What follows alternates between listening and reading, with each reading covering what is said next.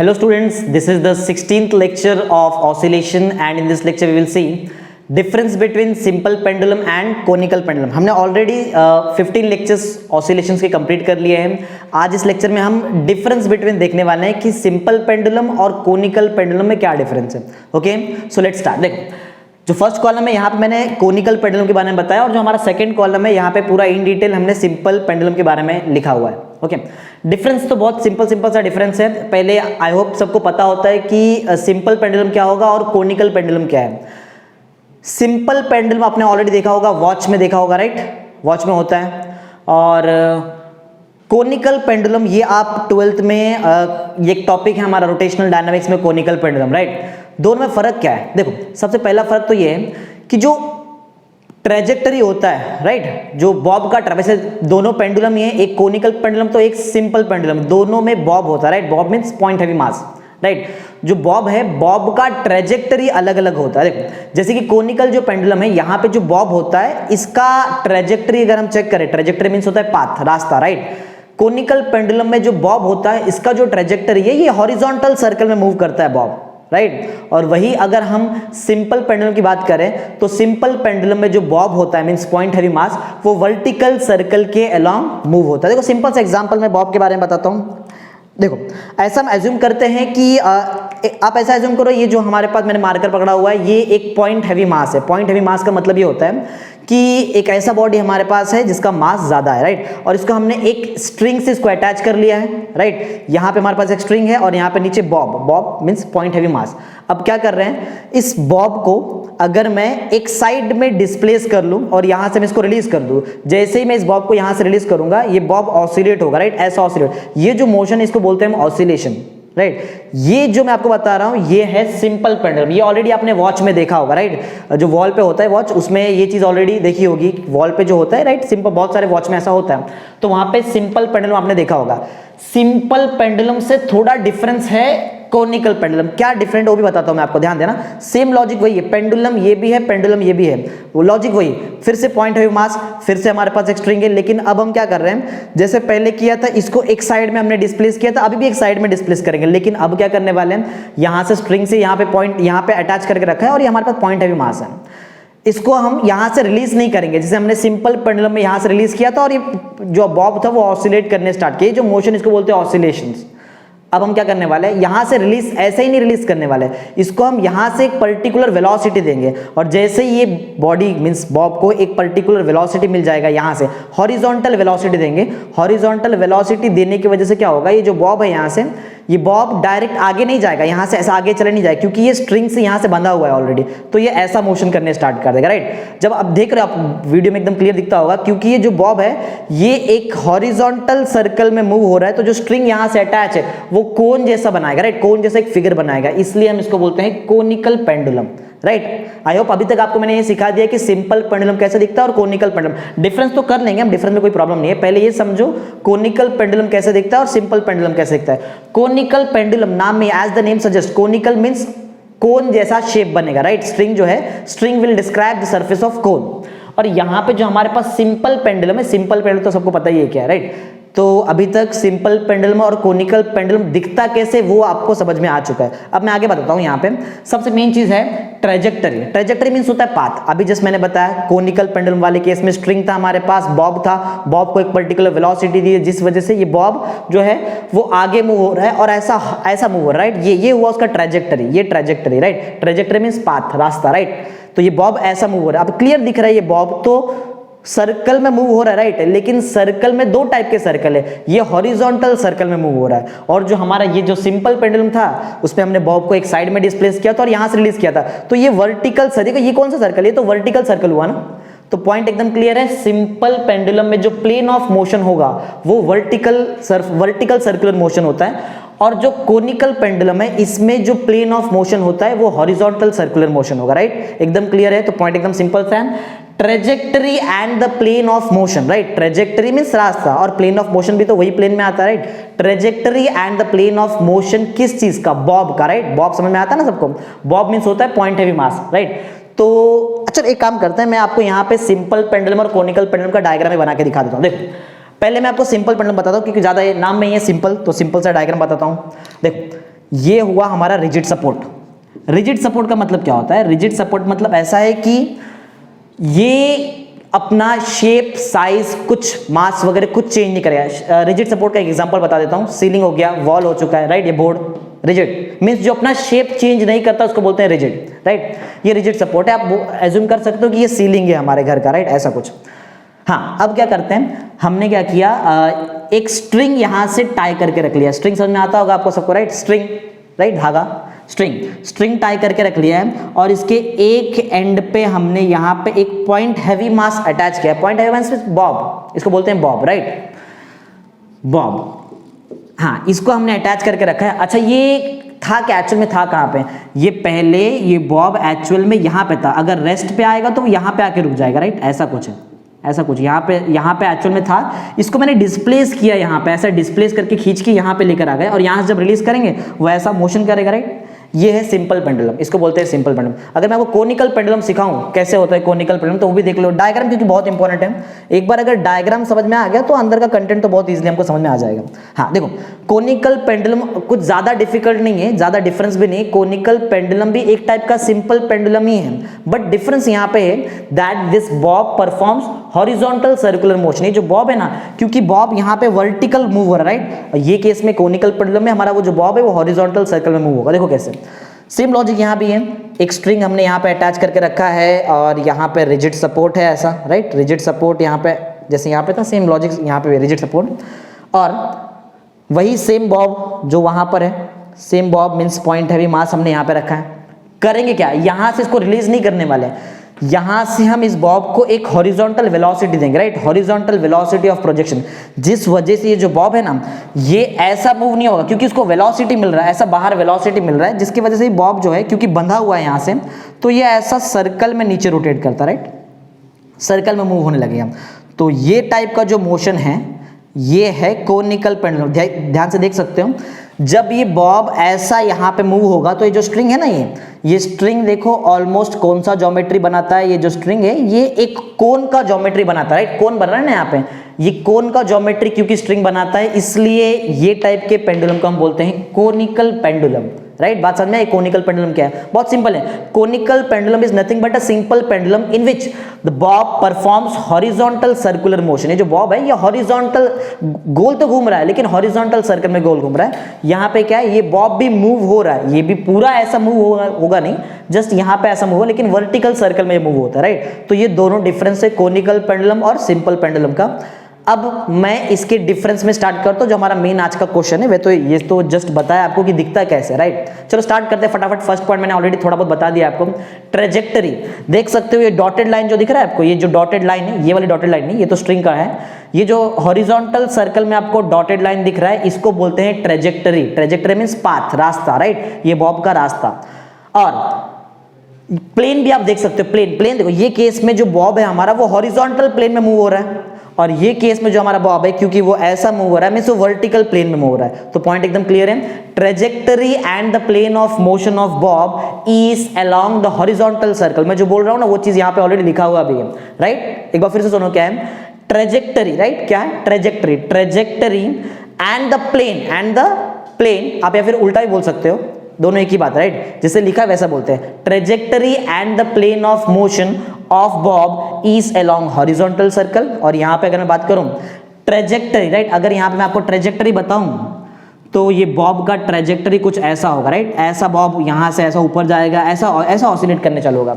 Trajectory और the path, या फिर आप बोल सकते हो ट्रेजेक्टरी और द मोशन, या फिर प्लेन ऑफ मोशन बोलेंगे ज्यादा बेटर होगा। Trajectory and the plane of motion of bob is along vertical circle. ये वर्टिकल मोशन कर रहा है क्योंकि ये ऐसा, ये वर्टिकल में आ जाता है, राइट? और यहाँ पे जो है वो हॉरिजॉन्टल सर्कल में आता है। तो आई होप आपको फर्स्ट पॉइंट एकदम क्लियर हो गया है। Trajectory and the plane of motion of bob is along horizontal circle, and in this case trajectory and the plane of motion of bob is along vertical circle। एकदम clear concept, right? आगे बढ़ते हैं point number 2 पे। Point number 2 जो है ये थोड़ा mathematical point है। यहाँ पे तो हमने सिंपल सा ऐसा लिखा हुआ है, लेकिन ये मैथमेटिकली आपको समझ में आएगा। जो काइनेटिक एनर्जी होता है एंड जो ग्रेविटेशनल पोटेंशियल एनर्जी होता है, ये ऑलरेडी हमने सीख लिया, राइट? ऑलरेडी हमने 15 लेक्चर्स कंप्लीट कर लिए, this is 16 lecture. Kinetic energy and gravitational potential energy, जो मैंने पी लिखा है, पी का मतलब होता है potential energy, right. Gravitational potential energy are constant. हमारे कोनिकल पेंडुलम वाले केस में अगर आप काइनेटिक एनर्जी निकालोगे या फिर आप ये केस में ग्रेविटेशनल पोटेंशियल एनर्जी निकालोगे, you will get constant answer, right. Means value change नहीं होने वाला है। काइनेटिक एनर्जी का जो वैल्यू स्टार्टिंग में है वैसे का वैसा ही वैल्यू रहेगा, राइट। और ग्रेविटेशनल पोटेंशियल एनर्जी जो होता है वो कांस्टेंट होता है कोनिकल पेंडुलम वाले केस में। लेकिन यहाँ पे ऐसा नहीं है, यहाँ पे काइनेटिक एनर्जी एंड ग्रेविटेशनल जो पोटेंशियल एनर्जी होता है, ये दोनों क्या है, ये दोनों इंटर कन्वर्टिबल है। इंटर कन्वर्टिबल मींस एक दूसरे में कन्वर्ट हो सकते हैं, और इनका जो सम होता है ना, सम मींस दोनों को अगर मैं ऐड कर दूं, अगर मैं ग्रेविटेशनल पोटेंशियल एनर्जी और काइनेटिक एनर्जी को ऐड कर दूं in case of simple pendulum, तो वो कंजर्व होता है, राइट। मेरी बात एकदम ध्यान से सुनो, क्योंकि मैं जो बोल रहा हूं वही आपका पॉइंट नंबर 2 यहां पे लिखा हुआ भी है। फिर से सुनना एक बार, kinetic energy and gravitational potential energy are interconvertible, या फिर आप इंटर कन्वर्टेड भी लिख सकते हो, यहां पे लिखा है इंटर कन्वर्टेड लिखो या फिर इंटर कन्वर्टिबल लिखोगे तो भी चलेगा। Are interconvertible and their sum is conserve, right. इनका अगर मैं सम कर दूं, सम मींस प्लस कर दूं, अगर मैं काइनेटिक एनर्जी और ग्रेविटेशनल पोटेंशियल एनर्जी को प्लस कर दूं, मींस अगर मैं इसका सम कर दूं, राइट, सम कर दूं, तो ये क्या हो जाएगा, कंजर्व हो जाएगा। कंजर्व पता है ना सबको, energy of conservation of energy आपने सबने पढ़ा होगा। Energy is neither be created and nor be destroyed, only one form of energy gets converted into another form, ये पढ़ा है सबने, राइट। वैसा ही कंजर्वेशन यहाँ पे। अच्छा आगे बढ़ते हैं आप थोड़ा, हाँ यहाँ पे आते हैं। एक बात जरा ध्यान दो, जब भी स्ट्रिंग वाला केस आएगा, स्ट्रिंग वाला जब भी केस आएगा, तो यहां पे आपको एक फोर्स देखने मिलता है जिसको हम बोलते हैं टेंशन, राइट। टेंशन एक टाइप का फोर्स है जो स्ट्रिंग में देखने मिलता है। थोड़ा हाई लेवल का फिजिक्स पढ़ रहे हैं 12th में, राइट। तो स्ट्रिंग में टेंशन होता है क्योंकि ये टेंशन एक फोर्स जैसा रिप्रेजेंट करते हैं हम। फोर्स एक वेक्टर क्वांटिटी में जिसके पास मैग्नीट्यूड भी है और डायरेक्शन भी है। तो ये टेंशन को अगर मैं रिजॉल्व करूं दो पार्ट में, देख रहे हैं जो ब्लैक कलर का मैंने एरो बनाया, इसका अगर मैं दो पार्ट में रिजॉल्व करूं तो एक यहां पर मुझे मिलेगा और एक पार्ट मुझे ऊपर मिलने वाला, राइट। तो मैं इस पार्ट की बात कर रहा हूं, राइट। इसको बोलेंगे हम हॉरिजॉन्टल कंपोनेंट, क्योंकि हॉरिजॉन्टल कहलाएंगे, ये तो ऊपर इसलिए वर्टिकल कंपोनेंट।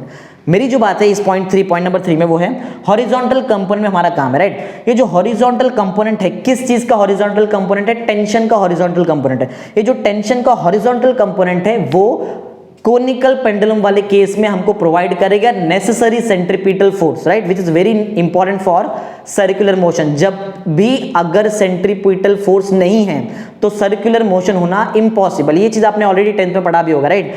सेंट्रीपिटल फोर्स के बिना सर्कुलर मोशन इम्पॉसिबल है, राइट। तो बोलने का मतलब ये मेरा कि ये जो हॉरिजॉन्टल कंपोनेंट है टेंशन का जो centripetal force in case of conical pendulum, तो मैं पॉइंट एक बार रिपीट करता हूं, जरा ध्यान से सुनना। यहां पे पॉइंट नंबर 3 जो लिखा है वही मैं आपको बोल के सुनाता हूं, ध्यान देना। दिस हॉरिजॉन्टल कंपोनेंट, जो हॉरिजॉन्टल कंपोनेंट है, horizontal component of tension provides necessary centripetal force, right। ये हमारा पॉइंट नंबर 3 देख सकते हैं यहाँ पे लिखा हुआ है horizontal component of tension provides necessary centripetal force, right। आगे बढ़ते हैं, यहाँ पे आते हैं। यहाँ पे हमारे पास कोई horizontal component नहीं है, यहाँ पे आता है हमारे पास टेंजेंशियल कंपोनेंट, राइट। क्योंकि यहाँ पे, क्योंकि ये जो बॉब है, बॉब का जो भी वेट है, weight always acts vertically downward. ये माइंड में एक फॉर्मूला फिट कर लो और ये पॉइंट भी फिट करो, मैं क्या बता रहा हूँ। कोई भी बॉडी का वेट हमेशा वर्टिकली डाउनवर्ड एक्ट होता है, राइट। कोई भी बॉडी का जो वेट है वो हमेशा वर्टिकली डाउनवर्ड एक्ट होगा। बॉडी को कैसे भी पोजीशन में रहने दो, चाहे वो यहाँ हो, चाहे बीच में हो, कहीं भी हो, कहीं भी रहने दो, बॉडी का जो वेट है वो एकदम वर्टिकली डाउनवर्ड, W=mg हमेशा नीचे ही एक्ट होता है, राइट। तो अगर मैं इस चीज का कंपोनेंट, जैसे मैंने यहाँ पे टी का 2 कंपोनेंट बनाया मैंने, राइट, ये जो मेन टी था इसका 2 कंपोनेंट बनाया, एक हॉरिजॉन्टल और वर्टिकल। वैसे यहाँ पे मैं एक काम करता हूँ, यहाँ पे मैं बनाता हूँ टेंजेंशियल कंपोनेंट, राइट। ये जो है, ये जो मैंने बनाया इसको बोलते हैं टेंजेंशियल कंपोनेंट। ये जो टेंजेंशियल कंपोनेंट है ना, ये गवर्निंग फोर्स है। ध्यान देना, बहुत इंपॉर्टेंट चीज बता रहा हूँ मैं, जो बोल रहा हूँ वो लिखा भी हुआ भी है यहाँ पे। ये जो टेंजेंशियल कंपोनेंट है वेट का, ये गवर्निंग फोर्स है, राइट। यही गवर्न करता है, राइट। ये गवर्निंग फोर्स है किस चीज के लिए, कंजर्वेशन के लिए, राइट। किस चीज से कंजर्वेशन, मोशन जो हो रहा है इसका कंजर्वेशन, राइट। ध्यान से सुनना, पॉइंट यहाँ पे लिखा हुआ है, देखो। टेंजेंशियल कंपोनेंट किस चीज का मैंने बताया, tangential component of weight. Weight का जो टेंजेंशियल कंपोनेंट होता है ये क्या करता है, tangential component of weight is a governing force. ये हमारे लिए क्या है, एक टाइप का गवर्निंग फोर्स है। किस चीज का गवर्निंग फोर्स है, देख सकते हो, is the governing force of energy conservation. अच्छा, कब, कौन सा एनर्जी कंजर्वेशन, जब मोशन हो रहा है उस टाइम का एनर्जी कंजर्वेशन। पॉइंट क्लियर एकदम? फिर से हम एक बार रिपीट करते हैं, tangential component of weight, right, tangential component of weight is the governing force. ये क्या है हमारे लिए? गवर्निंग फोर्स है। कब है governing force? For the energy conservation during motion, right. कौन सा मोशन हो रहा है? ऑसिलेटरी मोशन होता है, जिसको आप ऑसिलेशंस भी बोल सकते हो, राइट। आगे बढ़ते हैं, पॉइंट नंबर 4 तो बहुत हमारा इजी है। पॉइंट नंबर 4 में मैं एक चीज मैंने यहाँ पे लिखा है, टाइम पीरियड। टाइम पीरियड का मतलब आई होप सबको पता होता है क्या होता है टाइम पीरियड। नहीं पता है मैं बता देता हूं, तो सुनो क्या। ये जो बॉब है, इसको एक बार सर्कल करके आने उसी पोजीशन पे जितना टाइम लगता है उसको हम बोलते हैं टाइम पीरियड। फिर से रिपीट कर दो, ध्यान देना। Time required by this bob to complete one horizontal circle, एक जो पर्टिकुलर टाइम लगा इस बॉब को एक हॉरिजॉन्टल सर्कल कंप्लीट करने के लिए, उस टाइम को हम बोलते हैं टाइम पीरियड। और उसका फॉर्मूला मैंने यहां पे ऑलरेडी लिख के दिया है, right. Value of time period that is T is 2 pi under root of L cos theta by g, right. ये फॉर्मूला जो मैंने लिखा है, ये किस चीज का फॉर्मूला है? कोनिकल पेंडुलम का जो टाइम पीरियड है उसका फॉर्मूला है। समझ में आता है? इसका मतलब ये है कि एक बार बॉब को हॉरिजॉन्टल सर्कल कंप्लीट करने के लिए इतना टाइम लगता है, 2 pi under root of L cos theta by g. L I hope सबको पता है, ये एल का मतलब क्या है? एल ये जो स्ट्रिंग दिख रहा है आपको, ये स्ट्रिंग का लेंथ है एल।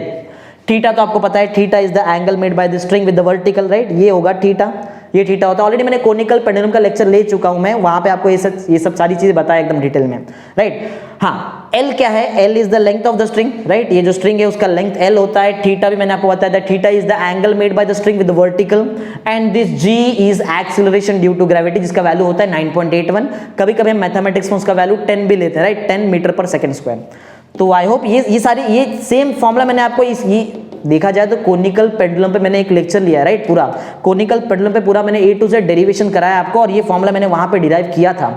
और ये क्योंकि 16 लेक्चर है, जो 14th वाला लेक्चर है हमारा, राइट, वहां पे मैंने already time period of simple pendulum भी डिराइव किया है। देखो बहुत इजी है, अगर ये फॉर्मूला आता है तो ये फॉर्मूला याद रखना बहुत इजी है। सिर्फ फर्क ये यहाँ पे हमको cos थीटा यूज करना पड़ता है, यहाँ पे cos यूज नहीं करना पड़ता, सिंपल है। 2 pi under root of L by g, same वही पैरामीटर। एल क्या है? स्ट्रिंग का लेंथ, याद है यहाँ पे जो स्ट्रिंग का लेंथ है ये एल होगा। ये जी सबको पता है, acceleration due to gravity which is 9.81 metre per second square, right. तो ये सब इजी सी चीजें थोड़ा फटाफट करा रहा हूं क्योंकि ये ऑलरेडी कर चुके हैं हम, राइट। तो अभी तक हमने 4 पॉइंट्स कंप्लीट कर दिए। लास्ट पॉइंट फटाफट जल्दी देख लेते हैं। लास्ट पॉइंट, 5th वाला पॉइंट क्या? देखो बहुत एक इंपॉर्टेंट पॉइंट है, पॉइंट नंबर 5। अगर इस डायग्राम को एकदम प्रॉपर्ली आपने समझा है तो आपको एक चीज मालूम पड़ेगा, जो स्ट्रिंग है, जो स्ट्रिंग समझ में आता है? ये जो स्ट्रिंग यहाँ पे ऐसा है, जिसने बॉब को अटैच करके रखा है रिजिड सपोर्ट से, वो जो स्ट्रिंग है वो हमेशा एक फिक्स्ड एंगल बनाएगा। किस चीज से? वर्टिकल से, राइट। ये दिख रहा है जो वर्टिकल लाइन है, ये हमारे लिए वर्टिकल है। हमेशा जो स्ट्रिंग है हमारा, जो हमारा स्ट्रिंग है, ये हमेशा एक फिक्स्ड एंगल बनाता है वर्टिकल से। और कभी भी ये बॉब यहां से यहां पे नहीं आ सकता, इम्पॉसिबल है। ऐसा सोचो ना, फिर बहुत ज्यादा तुमको देखो ये हो क्या रहा है, यहाँ पे हमने स्ट्रिंग को यहाँ पे बांध के रखा है और ये बॉब है जो हॉरिजॉन्टल सर्कल कर रहा है। कभी भी ये बॉब हॉरिजॉन्टल पे नहीं आ सकता, ये रिजिड सपोर्ट के यहाँ पे लेवल पे कभी नहीं आ पाएगा। तो पॉइंट एकदम सिंपल सा है, string always makes a fixed angle with the vertical, right. ये जो स्ट्रिंग है ये हमेशा वर्टिकल से फिक्स्ड एंगल बनाता है। String always makes the fixed angle with the vertical. And ये जो मैंने आपको एक बात बताया, ये जो स्ट्रिंग है जिससे बॉब अटैच है, बॉब कभी भी हॉरिजॉन्टल सर्कल पे नहीं आ सकता, and can never be horizontal, ये कभी भी हॉरिजॉन्टल नहीं हो पाएगा। बहुत सिंपल सा पॉइंट है, बिल्कुल भी हार्ड नहीं। एक बार फिर से रिपीट करते, ध्यान देना जरा। पॉइंट ऐसा है, string always makes a fixed angle with the vertical and it can never be horizontal. वो कभी भी आपका ये जो बॉब है वो यहां से हॉरिजॉन्टल सर्कल इसके लेवल पे कभी हॉरिजॉन्टल सर्कल नहीं परफॉर्म करेगा, हमेशा इस लेवल से नीचे ही हॉरिजॉन्टल सर्कल परफॉर्म किया जाएगा। Okay, simple. यहां पर आते हैं, ये बहुत इजी सा पॉइंट है।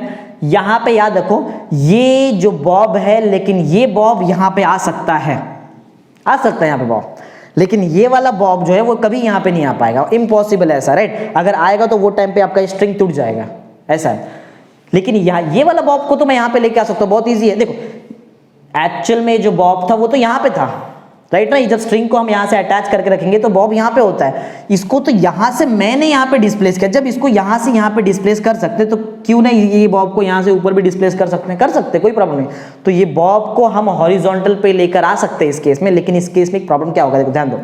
जब बॉब यहां से यहां तक पहुंच जाएगा ना ऐसा, तो जब मैं इसको यहां से रिलीज करूं तो ये पूरा ऐसा ट्रेजेक्टरी यहां तक लेके आएगा, मींस एम्पलीट्यूड बढ़ जाता है इस केस में, राइट। इस केस में क्या बढ़ जाता है, एम्पलीट्यूड। तो पॉइंट ऐसा है, जो बॉब हॉरिजॉन्टल यहां पे आने पे इम्पॉसिबल था, जो बॉब यहां पे हॉरिजॉन्टल नहीं आ पा रहा था, इस केस में हमारा वो बॉब हॉरिजॉन्टल पे आ सकता है, बट एक प्रॉब्लम है, एम्पलीट्यूड बढ़ाना पड़ेगा आपको, राइट। एम्पलीट्यूड बढ़ाना पड़ेगा। एम्पलीट्यूड मींस देखो इतना, यहां से जब ऐसा मोशन होगा तो बॉब तो हॉरिजॉन्टल पे आ सकता है, कोई प्रॉब्लम नहीं। तो पॉइंट जरा ध्यान दो, विथ लार्जर एम्पलीट्यूड, अगर एम्पलीट्यूड ज्यादा है तो ही ऐसा पॉसिबल है। With larger amplitude string can B horizontal. देखो अगर स्ट्रिंग हॉरिजॉन्टल हो गया मींस बॉब भी तो हॉरिजॉन्टल हो जाता है, क्योंकि स्ट्रिंग से ही तो आपका बॉब अटैच है यहां पे, राइट। एकदम सिंपल सा कंसेप्ट है। विथ लार्जर एम्पलीट्यूड, अगर एम्पलीट्यूड ज्यादा है तो with larger amplitude string can B horizontal, string horizontal हो सकता है, right. At the same instant, वही इंस्टेंट देखो, जब आपका बॉब हॉरिजॉन्टल पे है तो उस बॉब से ही तो स्ट्रिंग अटैच है, तो अगर बॉब हॉरिजॉन्टल पे तो वही इंस्टेंट पे स्ट्रिंग भी तो हॉरिजॉन्टल पे हो सकता है, इसलिए मैंने वहां पे एट सेम इंस्टेंस, इसलिए मैंने वहां पे ऐड किया है। पॉइंट एकदम क्लियर। एक बार क्विक रिकैप करते देखते हैं हमने क्या क्या देखा टोटल 5 पॉइंट्स में, फटाफट देखेंगे, ध्यान देना। सबसे पहले हमने ये देखा कि जो ट्रेजेक्टरी होता है या फिर जो प्लेन ऑफ मोशन होता है, इस केस में हॉरिजॉन्टल होता है, राइट। और इस वाले केस में ट्रेजेक्टरी या फिर प्लेन ऑफ मोशन आप बोल सकते हो, वो इस केस में वर्टिकल होगा। क्लियर। फिर पॉइंट नंबर 2 में हमने देखा काइनेटिक एनर्जी और जो ग्रेविटेशनल पोटेंशियल एनर्जी है ये कांस्टेंट होता है कोनिकल पेंडुलम वाले केस में, और इस केस में kinetic energy and gravitational potential energy, मैं सेकंड पॉइंट बता रहा हूं, ध्यान देते रहो। काइनेटिक एनर्जी एंड ग्रेविटेशनल जो पोटेंशियल एनर्जी होता है वो क्या होगा, इंटर कन्वर्टेड है, मींस एक दूसरे में कन्वर्ट हो सकते हैं, और दोनों का अगर हम सम कर दे तो वो हमारे लिए क्या हो जाएगा, कंजर्व हो जाएगा, राइट। पॉइंट नंबर 2 भी क्लियर है। पॉइंट नंबर 3 पे आते हैं। पॉइंट नंबर 3 में मैंने बताया जो हॉरिजॉन्टल कंपोनेंट होता है टेंशन का, वो हमको प्रोवाइड करता है नेसेसरी सेंट्रीपिटल फोर्स, और इस केस में जो टेंजेंशियल कंपोनेंट है वेट का, ये क्या करेगा, ये गवर्निंग फोर्स है। किस चीज से गवर्निंग फोर्स है, राइट, ये गवर्निंग फोर्स है, देखो यहां पे लिखा है गवर्निंग फोर्स है एनर्जी कंजर्वेशन का ड्यूरिंग मोशन, राइट। फिर हमने टाइम पीरियड का दोनों केस में फॉर्मूला लिखा है। ये केस में हमारे पास टाइम पीरियड का फॉर्मूला है 2 pi under root of L cos theta by G, और यहाँ पे इस केस में हमारे पास टाइम पीरियड का फॉर्मूला है 2 pi under root of L by G. बहुत सिंपल है, अगर ये फॉर्मूला याद है तो ये बहुत इजीली लिख सकते हैं, सिर्फ cos थीटा यहाँ से हटा देना है, बस that's it, simple complete, right. एक लास्ट पॉइंट पे आते हैं फटाफट। पॉइंट नंबर 5 तो बहुत ईजी था। यहाँ पे हमने देखा कि जो स्ट्रिंग है वो हमेशा वर्टिकल से एक फिक्स्ड एंगल बनाएगा, right, string always makes a fixed angle with the vertical and this bob can never be at a horizontal। ये bob कभी भी horizontal पे, देखो दो चीजें, या तो आप बोलो कि bob horizontal पे नहीं आ सकता, या तो आप बोलो कि ये string horizontal पे नहीं है, क्योंकि bob से ही तो string attached है। क्लियर। सेम यहाँ पे हमने क्या देखा, जैसे यहाँ पे जो बॉब है वो हॉरिजॉन्टल पे नहीं आ सकता था, लेकिन यहाँ पे ऐसा पॉसिबल है, बट एक चीज है यहाँ पे कि आपको एम्पलीट्यूड ज्यादा रखना पड़ेगा, राइट। ये जो एम्पलीट्यूड है इसको ज्यादा रखना पड़ेगा। विथ हायर या फिर विथ लार्जर एम्पलीट्यूड, ऐसा हम स्टार्ट कर सकते हैं। With larger amplitude the string can be at horizontal, string horizontal हो सकता है, कोई प्रॉब्लम नहीं, स्ट्रिंग हॉरिजॉन्टल हो सकता है at same instant. At same instant का मतलब है स्ट्रिंग भी हॉरिजॉन्टल, बॉब भी horizontal, that's it. Okay, I hope आपको प्रॉपर्ली ये सब चीज समझ में आया। Okay, thank you.